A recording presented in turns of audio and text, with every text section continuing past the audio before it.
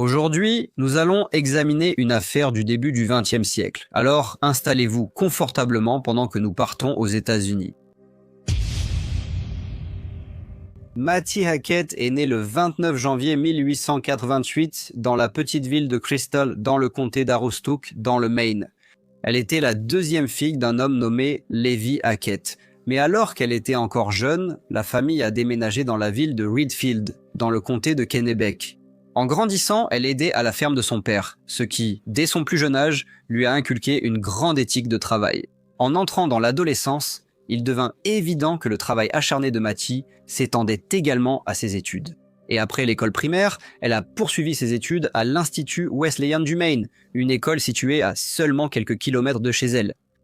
Cependant, elle a décidé d'abandonner ses études et a trouvé un emploi dans une boutique ici. Son dévouement et sa nature amicale lui ont valu l'estime des clients et de ses collègues, et sa capacité à se lier facilement avec les gens a fait d'elle un membre apprécié de la communauté. Plus tard, elle a été serveuse dans un hôtel local, où elle était encore vue comme une jeune femme au grand cœur et sympathique. Elle était connue pour sa beauté, qui n'échappait pas à l'attention de nombreux jeunes hommes du coin. Pourtant, malgré l'attrait d'une romance possible avec quelqu'un du voisinage, elle s'est fiancée à un homme nommé Monsieur Lyons, qui vivait dans la ville de Boston. Malgré la distance qui les séparait, les préparatifs du mariage étaient déjà en cours. Cependant, avant que le mariage ne puisse avoir lieu, Mattie avait un problème médical persistant. Son appendice devait être retiré. Dans les années 1890, cette opération était devenue assez courante. La première opération de l'appendice a été réalisée en 1735 par le docteur Claudius Amyand à l'hôpital Saint-Georges de Londres. Lorsqu'il a réussi à retirer l'appendice d'un garçon de 11 ans, dans les années 1880, le traitement chirurgical de l'appendicite a commencé à prendre de l'ampleur. Cependant, un défi majeur pour les médecins était d'identifier les patients nécessitant réellement une chirurgie, car certains pouvaient guérir sans opération. Néanmoins, les progrès des techniques chirurgicales et de l'anesthésie ont joué un rôle crucial dans l'amélioration des résultats, à tel point que la chirurgie est rapidement devenue l'approche privilégiée et la plus efficace pour traiter l'appendicite. Le 17 août 1905 semblait être une journée normale pour Mattie et sa famille. Il avait fait chaud, et après une journée de dur labeur à la ferme familiale, son père, Monsieur Levi Hackett, a rejoint sa femme et ses 6 enfants. À la table du dîner, l'arôme réconfortant d'un repas fait maison emplissait l'air alors qu'ils savouraient la soirée ensemble. Le dîner terminé, Monsieur Hackett s'excusa et se dirigea vers la grange pour s'occuper des dernières tâches de la journée. Pendant ce temps, Mattie prit consciencieusement en charge le nettoyage, se tenant près de l'évier pour laver les assiettes une à une. Alors que le soleil descendait lentement vers l'horizon, projetant une lueur chaleureuse sur le paysage rural, le reste de la famille décida de rendre une visite amicale aux voisins d'à côté. Les rires et les bavardages de leur départ emplissaient l'air alors qu'ils s'en allaient. Cela laissa Mattie momentanément seule dans la maison paisible. Alors que son père se dirigeait vers la grange, il fut abordé par un jeune homme trapu et mal vêtu qui se présenta comme Monsieur Alfred Johnson. Il déclara qu'il venait de la ville de Caribou et qu'il venait d'être libéré de prison après avoir purgé une peine pour vagabondage. Cherchant un peu d'hospitalité, il demanda à Monsieur Hackett s'il pouvait avoir un peu de nourriture et un coin où reposer sa tête pour la nuit avant de poursuivre son voyage vers chez lui. Bien que la maison soit déjà occupée, Monsieur Hackett fit preuve de gentillesse envers l'homme et lui offrit un endroit pour dormir dans la grange. Monsieur Hackett se dirigea alors vers une maison où il appela sa fille Mattie pour qu'elle prépare de la nourriture pour leur invité inattendu. Mattie accepta volontiers. Ce n'était pas la première fois que son père lui demandait d'offrir l'hospitalité à quelqu'un dans le besoin pendant que sa fille s'en occupait. Une fois sa demande faite, Monsieur Hackett retourna à la grange avec Alfred Johnson. Les deux hommes engagèrent une conversation polie, mais au beau milieu de leur discussion, ils entendirent soudain des bruits étouffés provenant de la route voisine. Curieux, Monsieur Johnson s'avança pour aller enquêter sur la source de l'agitation. Cependant, Monsieur Hackett calma sa curiosité, le rassurant en disant que le bruit devait simplement provenir de quelques enfants du voisinage en train de se disputer. Alors que les deux hommes sortirent de la grange, un bruit inquiétant et plus sinistre vint soudainement briser l'atmosphère paisible.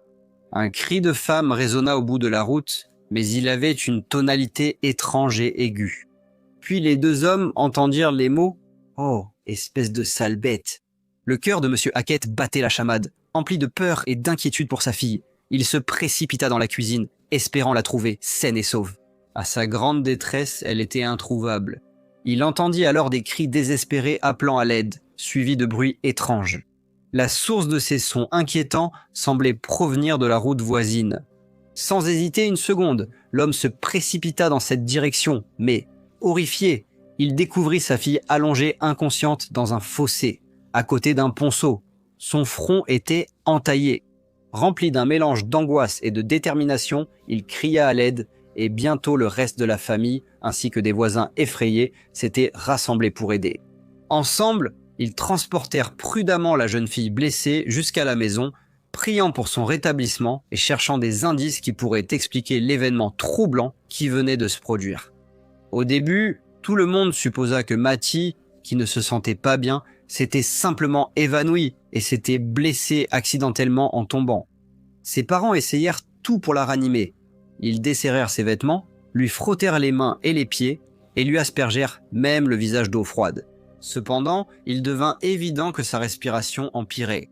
Monsieur Hackett tenta de porter sa fille dans sa chambre pour qu'elle puisse se reposer sur son lit.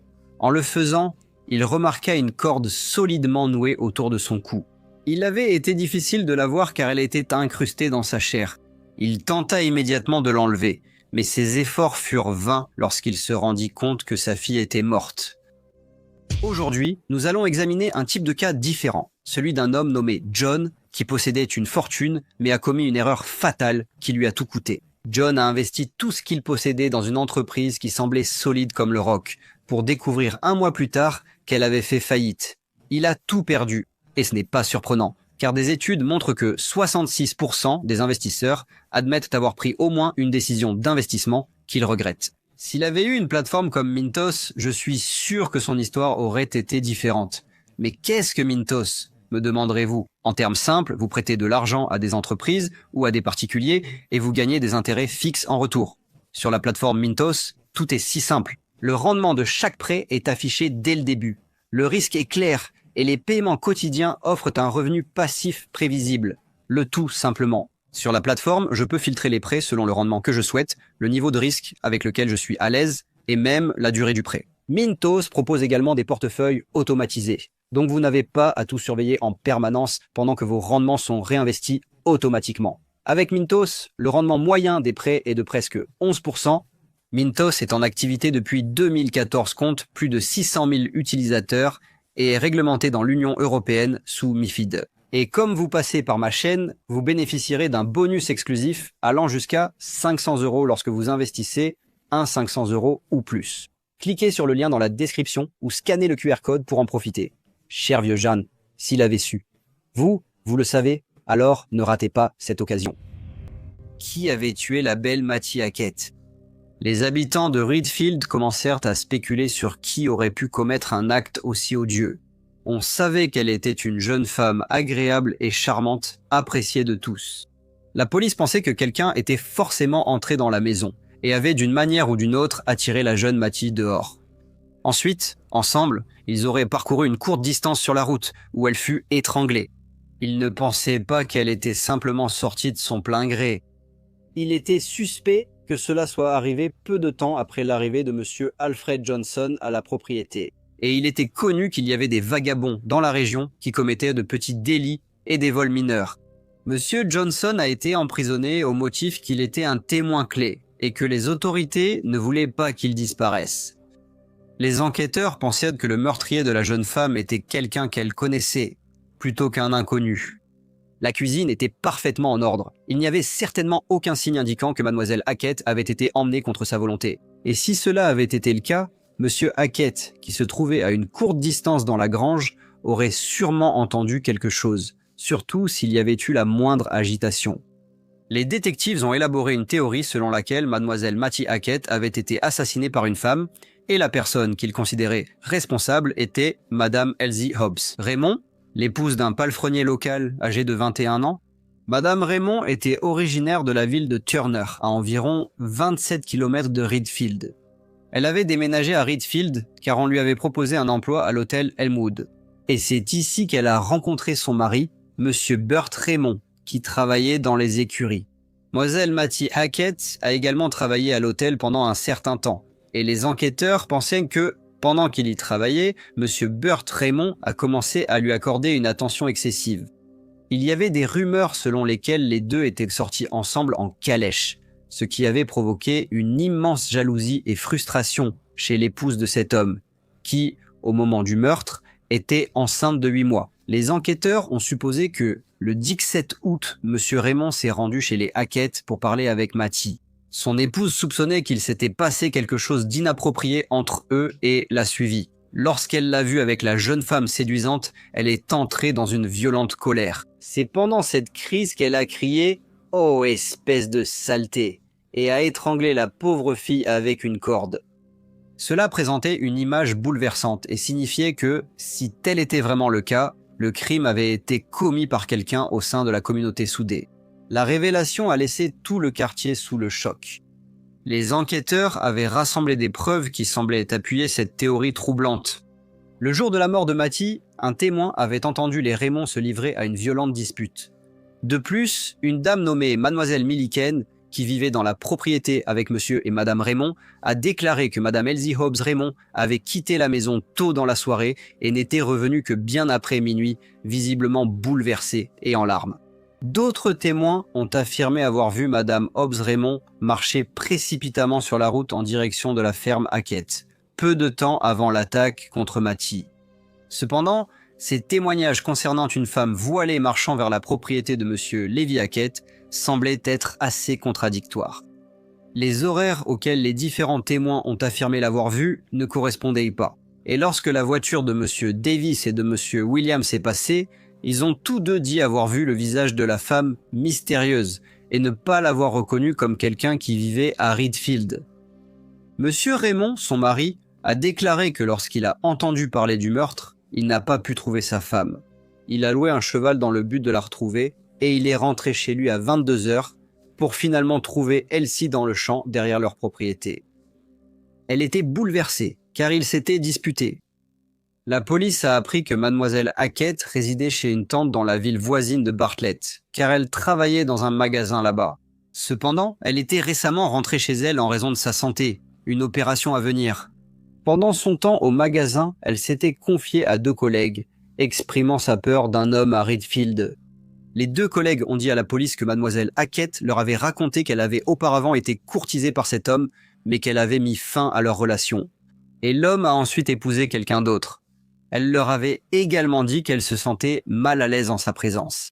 Malheureusement, elle n'a jamais révélé son nom, ni la raison précise de son appréhension, ce qui a amené les enquêteurs à se demander si cet homme mystérieux pouvait être M. Burt Raymond.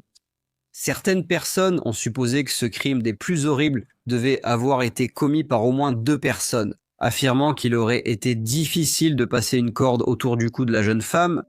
Le 6 septembre, seulement 3 semaines après la mort de Mattie Hackett, mademoiselle Elsie Hobbs Raymond a donné naissance à un petit garçon. Malgré la théorie selon laquelle madame Hobbs Raymond était responsable de ce crime, il n'y avait pas suffisamment de preuves pour l'inculper. Et alors que les gens continuaient à spéculer, la police a confirmé qu'elle avait éliminé tous les suspects de son enquête, sauf un, et ce suspect était madame Elsie Hobbs Raymond. Le 20 janvier 1906, un journaliste a demandé à madame Hobbs Raymond ce qu'elle en pensait. Quant au fait que le procureur du comté avait décidé de ne pas présenter les preuves de l'affaire devant un grand jury, madame Raymond a répondu « Ils savent que je suis innocente et qu'ils ne peuvent pas me condamner, c'est pour ça qu'ils ne font rien. » Elle a poursuivi en disant « Ils nous harcèlent, Berthe et moi, depuis le meurtre. Ils nous ont exposés à la suspicion du public. Pourtant, ils ne me donnent aucune occasion de me laver de cette tâche. » Monsieur Alfred Johnson a été libéré de prison. Et au cours des années suivantes, la vie a continué pour les habitants de Reedfield. Le meurtre de la belle mademoiselle Mattie Hackett était rarement évoqué.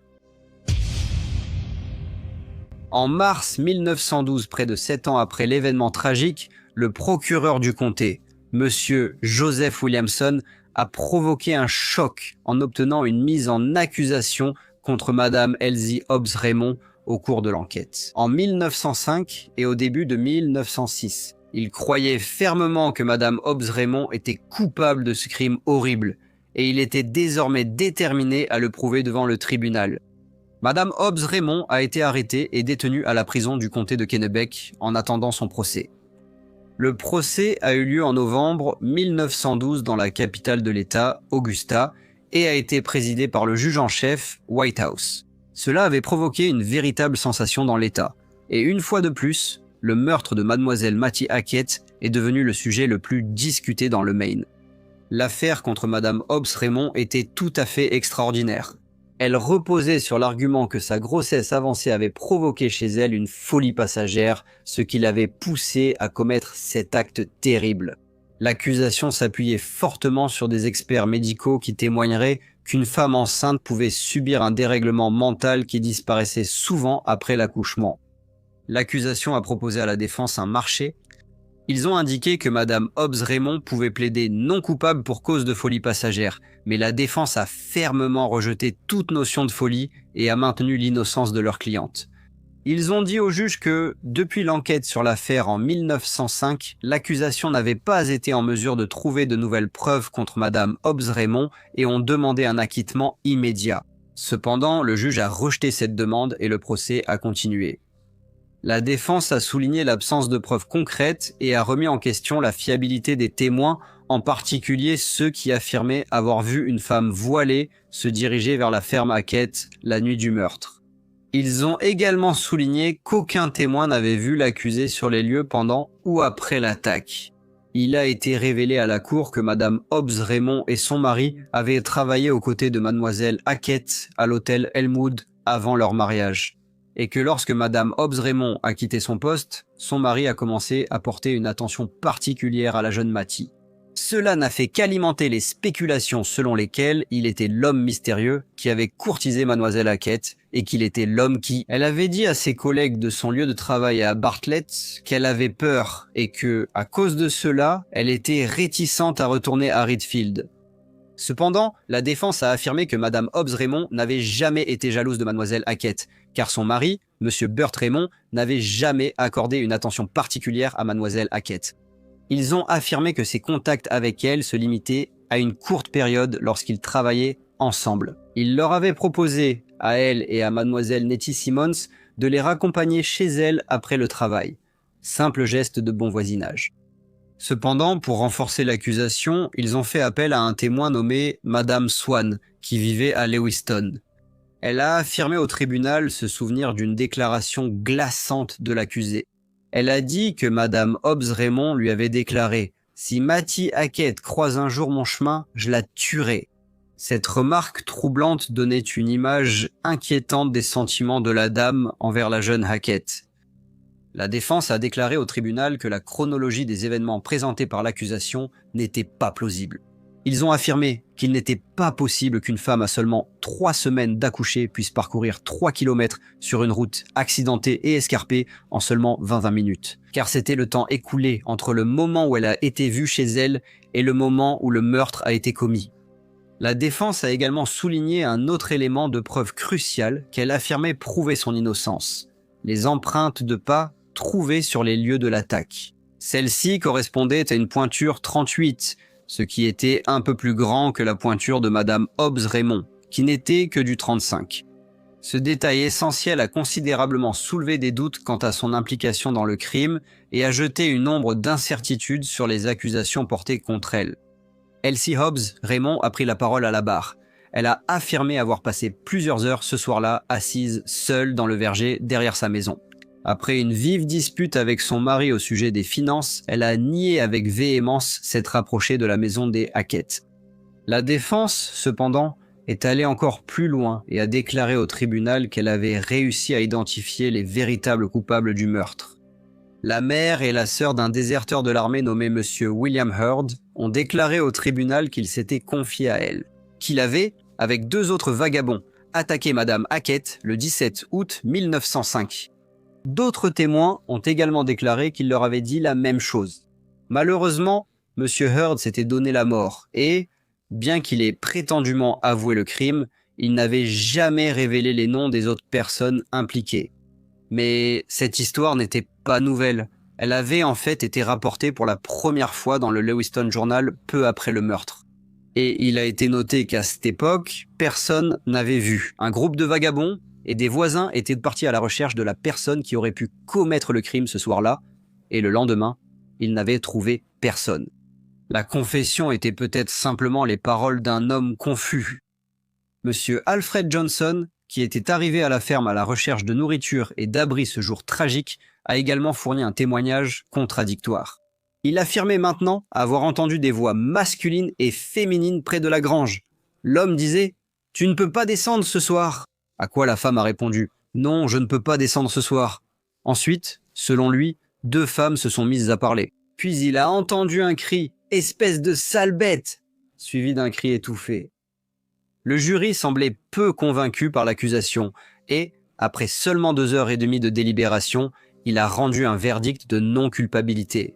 Cela a suscité de vifs applaudissements et acclamations du public. Madame Hobbs Raymond a commencé à pleurer avant d'être entourée par ses amis et sa famille. Après le procès, elle a déclaré « J'étais confiante dans mon innocence. Je m'attendais à être acquittée. À aucun moment, je n'ai douté que le verdict serait une complète réhabilitation. Nous pouvons maintenant vivre notre vie en paix. » Néanmoins, le verdict a laissé sans réponse la question obsédante « Qui a tué la belle Mattie Hackett ?» L'énigme reste un mystère déconcertant et est probablement destiné à perdurer à travers les âges. Bonjour à tous et merci beaucoup de votre écoute.